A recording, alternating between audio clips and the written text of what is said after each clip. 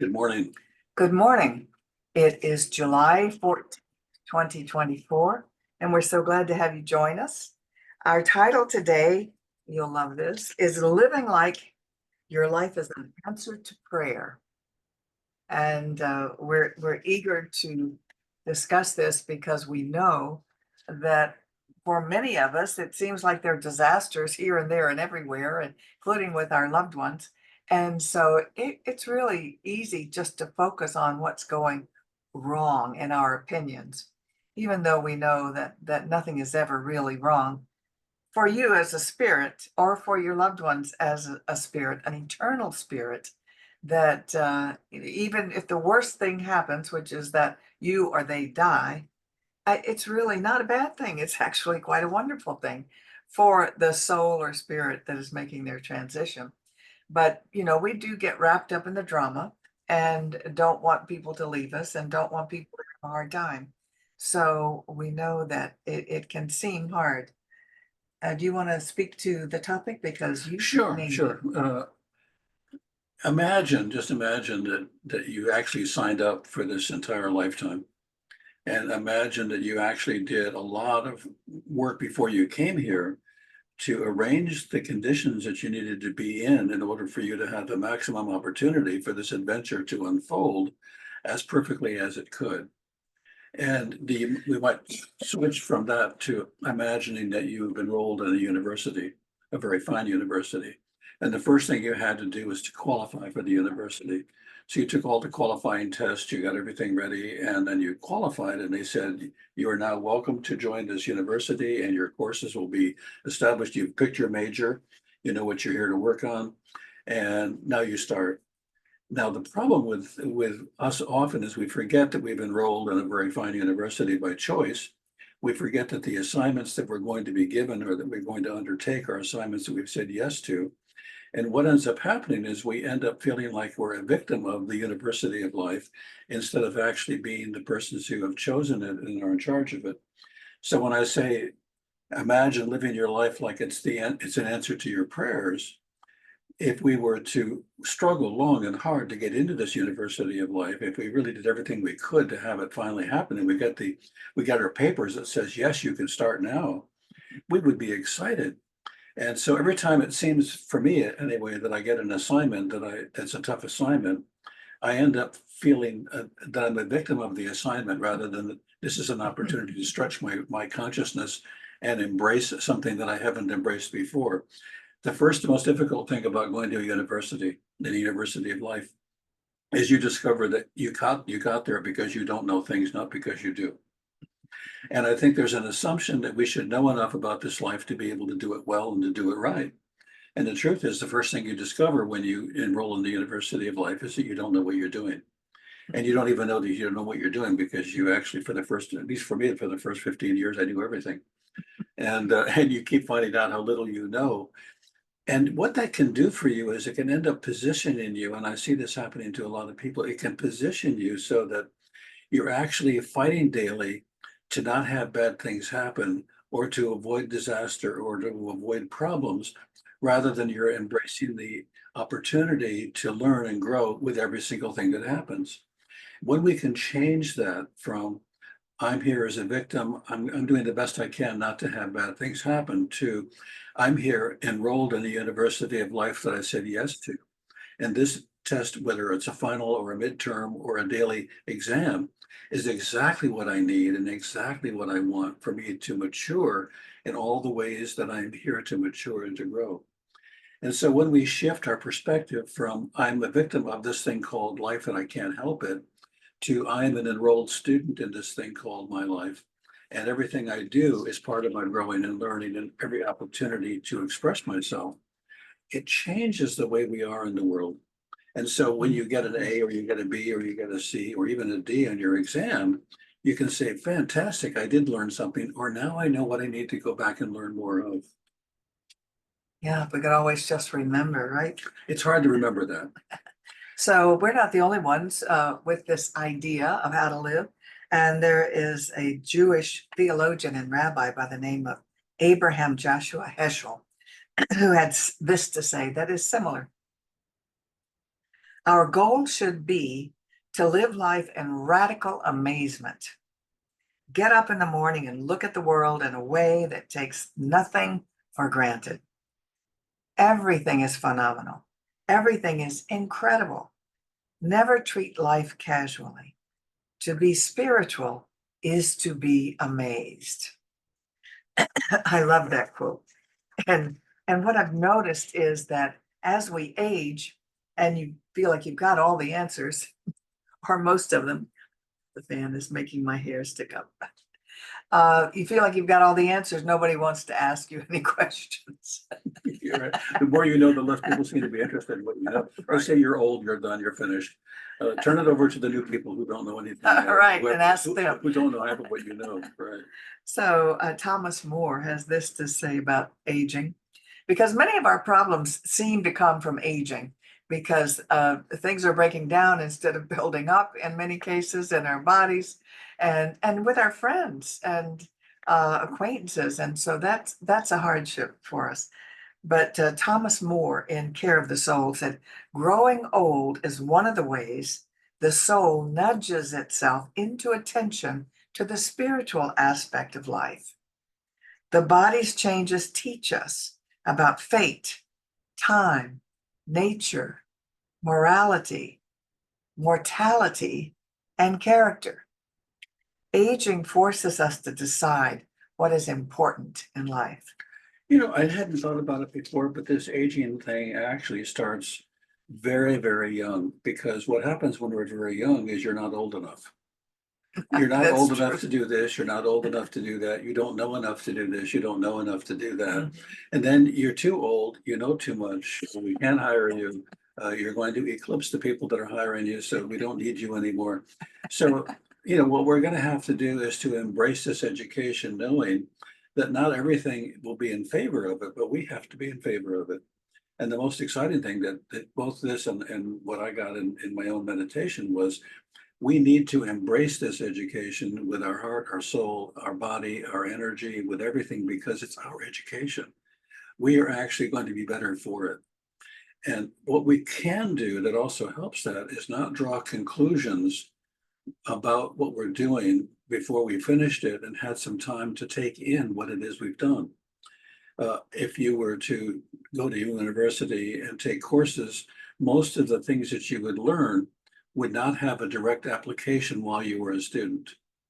They would be able to be used later. How many things have you learned that you wondered why you learned it, or it didn't seem to have any value at the time, that later in life you were able to employ, and it was even sometimes a lifesaver? I took, because of the work that I do, I had to take a life-saving course, and CPR. And I took the course. I haven't had to use it. If I have to use it, I have it available to me. We all need to do our own spiritual CPR. You know, we need to be able to prepare ourselves for what we're going to learn or what we're going to use, by asking ourselves, am I willing to really be in this adventure? And if I am, I need to do all the study that I need to do. Well, exactly. And I know many of you who are watching, and I know your stories. I know your hardships. I know your friends' hardships. And it depends on what we focus on Mhm. as far as how our lives go, how we feel. Because we do have empathy for our loved ones who are having hardships, or friendships, our friends who are having hardships. And so you really have to use your mind carefully and wisely. In other words, you can be spending it thinking about them, oh, going, oh, ain't it awful? Oh, this is terrible. All of which just brings you down. Or you can say, this is their path. I don't know why they're experiencing it. Let me do affirmative prayer for them. And you can just sit quietly and do affirmative prayer, visualizing and knowing the best for them. And you can feel wonderful about not about their hardship, but about life. And a hardship can be a hardship, or it can totally encompass your entire life. I have a friend who lives in a $6 million house, although today that doesn't mean much. and has the swimming pool and has the latest Tesla and has everything that you can imagine. And he called me the other day and he said, I'm in a crisis. And I said, what's the crisis? He said, nothing's working. I said, nothing's working. He said, yeah, I have writer's block. And I thought, you have writer's block. You have 5 bathrooms. You have a kitchen, a maid, a servant, a luxury car. You live in a gated community and you're in crisis because you have writer's block. He said, yes, you don't understand. That's my life. When you make your life that small, when you stop looking at all the things that are in favor of you, when you make your life just about the exam that you're facing today, you've made your life too small for living. It's at that point we have to say, what else can I do? How can I embrace the rest of my life? How can I look beyond this? So many of us are being stopped by very small things. And unfortunately, we're being stopped in a very big way. Exactly. And we do want to be there for each other. We do want to help one another any way we can when possible. This is a quote from Mr. Rogers, from Fred Rogers. He says, whoops, let me put my glasses on, I'll read it correctly. We are all called to tikkun olam, Hebrew, meaning actions to improve society and care for others. We are called to be repairers of creation. Thank you for whatever you do to bring joy, light, hope, faith, pardon, and love to your neighbor and to yourself. So we want to do whatever we can to help, of course, but it is not helpful for you to go into a depression, even temporarily, of someone else's pain. And I did this just yesterday, so I'm preaching to myself. But I just learned that someone was in the hospital, and I was so upset about it. I could just hardly think of anything else, and it just made me so sad. I didn't even try to call her. So it wasn't very helpful for me. So that's what I'm saying. And I did do treatment or spiritual affirmative prayer for her, which helped. It helped me feel better. I hope it helped her. So don't let yourself be brought down by others' problems.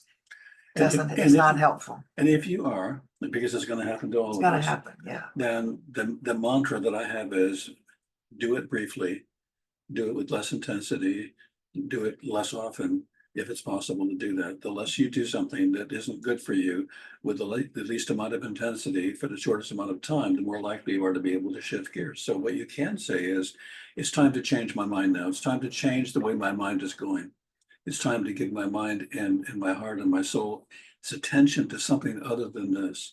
Every one of us at this point, and some of you who are listening today right now are going through one kind of crisis or another. And if you're going through one kind of crisis or another, any crisis that you're facing, what you need to be able to do, or what's helpful to be able to do, is not to see the crisis as your life, but to see that you're having a crisis in your life. And that your spiritual ability, that your body of knowledge, your body of experience, the universe is in favor of you, not of the crisis. And so the crisis becomes solvable because you are now looking with all of you or more of you rather than the problem becoming the you that you are. And I also wanted to suggest, you can't always go from terror or worry to prayer. It can be too big a shift in vibration. So you might need to do something that's like a state change for you, just to change your frame of mind. So there are a number of things you can do for state change. Music is one of the best ones. Watching a television show that's positive, that works for you. Reading a book, talking to a friend on the phone, anything but sitting there. We often try to sit there and try to figure out a solution or figure out something that will help. If we practice our spirituality like we practice worry, most of us would be masters by now. Because we are often masterful worriers. I can worry in the middle of anything. I can worry in the middle of the best movie, the greatest conversation, the greatest meal. I can still manage my worry. And so imagine that instead of worry, we were imagining a celebration, imagining that this is the answer to our prayers, that this is as good as life could possibly be, and we're excited about it's possibly even getting better. I saw some time ago a cave kind of, or it was like a well or something like that. It was a very limited access, and there was a dog in one corner of it, cowering and scared, and in the other corner there was actually a group of cobras. And what was most interesting to me was that they had each figured out how to take care of their space, and they weren't hurting the other one. Mm. And so even in the very worst and darkest spaces, there's still space for you. There's space for you to have your life and for you to live your life. Even in the midst of danger, you can do that. And so whatever the apocalyptic experience is that you're imagining, you are also equipped to even live through an apocalypse. And if you're not, then you'll be on the other side and you'll get to sign up again for another course, for another program. So life is not fatal, uh, even though we may end up not being in it for as long as we would like to be. So the fatality kind of thinking tends to really interfere with our well-being to the point where we're actually living a life of death rather than a life of life. Or worry, You at know, least worry. So I woke up this morning that was good. and I, that was good. Yeah. This is something I'd like to recommend to you. Wake up next morning and notice what you're thinking about. I was thinking about my to-do list and things that I hadn't done yesterday. And I thought, well, wait a second. What if I were to treat life, what is this? Live my life like my life is an answer to prayer. And I thought, oh yeah, that would mean being grateful for what I have that is good, and stop focusing on what hasn't been done yet or what needs to be done, because that certainly doesn't make me feel good.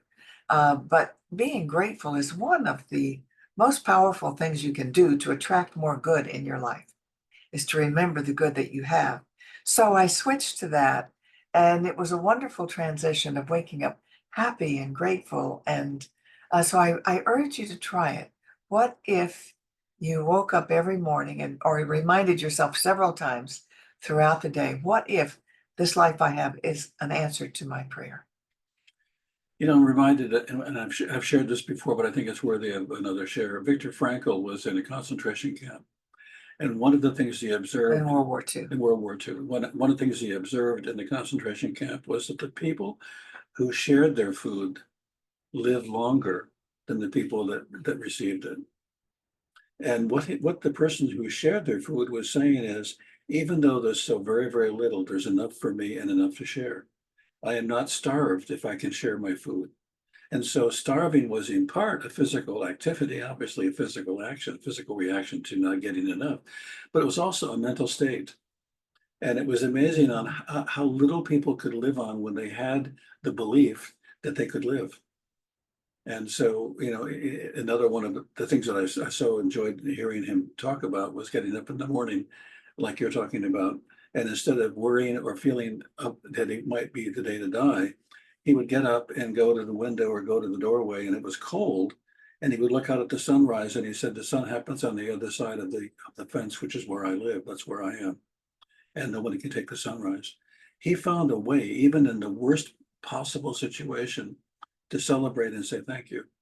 Yeah, yeah. If we And can, that kept him alive. He yeah, yeah, survived it. if we can do that, he walked to his duty barefoot because he had no shoes in the snow, and he never got frostbite. And he said he thought the reason for that was that all the way to his work site, he imagined that he was sitting at a beautiful table in a conference room with all of the resident students that he was teaching, sharing with them what he had learned in the concentration camp. Wow, that's really The something. mind is something that is extraordinary. You have signed up for a course program that you're qualified for. We don't need to disqualify ourselves from this adventure. We don't need to think of ourselves as not enough, but to think of ourselves as sufficient for whatever it is, and that what we need, if we don't have it on board, is available to us. Indeed. So let's pay attention then. Pay attention to our moods. And when we are feeling less than joyful, uh, ask ourselves what we can do to change that state. You bring up a very good point about the mood. And I'd like to look at it in another way, and I may have done this before, but I'll take a chance and do it again anyway. If you look at a really good movie, a really good movie has a script. And all of us have a daily script, whether we know it or not. And that script starts in the morning. Sometimes it starts at night while we're dreaming. And that script has a soundtrack. And that soundtrack is the heart message. It's the feeling tone of what it is that's going on with us. When you wake up and the melody in the background sounds like it's from the movie Jaws, then you can ask yourself, what must I be thinking that would be the soundtrack for my life? We all have a soundtrack and it's playing all the time. And it's a soundtrack that doesn't have music to it per se, but it does have a rhythm to it. It does have a beat to it. When your heart is increasing at its pace, you could be falling in love or you could be falling in fear. But whatever that soundtrack is, it's an indicator that there's a conversation going on that you may want to pay attention to and have more of or change. Exactly. So fortunately, we can change our state. And so, oops, golly, didn't mean to do that. Come to here. Go up here. You do it, honey. There's a glare and I can't see it.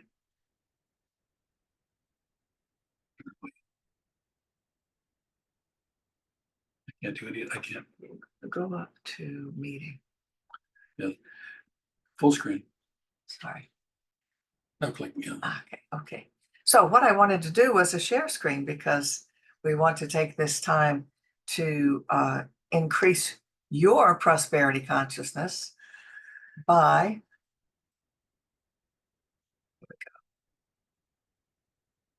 using this affirmation that we use when we welcome your donations. Thank you. And this is a clip from our website, which is cslpalmbeaches.org, Centers for Spiritual Living of the Palm Beaches. And we invite you to donate to us. We know that many of you do this regularly and automatically, and we thank you so much for doing it. This is a way you can set that up or just give one time. So this is your opportunity to do that. And right now we ask you to join us with this affirmation. Today, my investment today is made with a full realization that God is the source of my supply and returns it to me enriched and multiplied. And this is where we stop. As it is promised in the Bible, by the way. Yeah. Yeah, we're We gonna. have to end the recording. Yeah.